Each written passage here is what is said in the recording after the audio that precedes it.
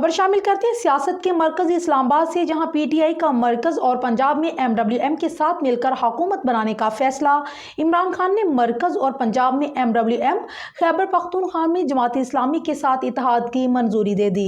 मजीद तफसीलात bureau chief Islamabad Faisal Ahmad Satti की इस रिपोर्ट में। पीटीआई ने मरकज और पंजाब में एमडब्ल्यूएम के साथ और खैबर पख्तूनख्वा में जमात इस्लामी के साथ मिलकर हुकूमत बनाने का फैसला किया है। पाकिस्तान तहरीक इंसाफ की जानिब से चंद अहम फैसले किए गए। पाकिस्तान तहरीक इंसाफ के मरकजी सेक्रेटरी इत्तलात रऊफ हसन ने प्रेस कॉन्फ्रेंस करते हुए बताया है कि आज मेरी मुलाकात खान साहब से हुई और वो बहुत खुश हुए। उनके कुछ मैसेजेस और कुछ फैसले हैं जो आप तक पहुंचाऊंगा। रऊफ हसन के मुताबिक इमरान खान ने कहा है कि IMF के पास जाना मसले का हल नहीं, क्योंकि जो भी डील होगी उसकी कंडीशन गरीब आदमी के लिए बेहतर नहीं है। बाहर मुल्क में जो पाकिस्तान की कम्युनिटी है, अगर मुल्क में सरमायाकारी करे तो मुल्क के हालात बेहतर हो सकते हैं।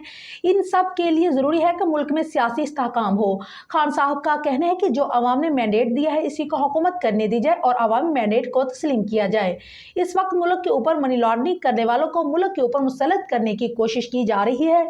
जो इलेक्शन जीता है उसका हक है कि उसको हुकूमत करने देना चाहिए। उन्होंने मजीद कहा है कि KPK में हमारे पास 2/3 अक्सरियत है, वहाँ अली अमीन गंडापुर को बोला है कि वो हुकूमत बनाए।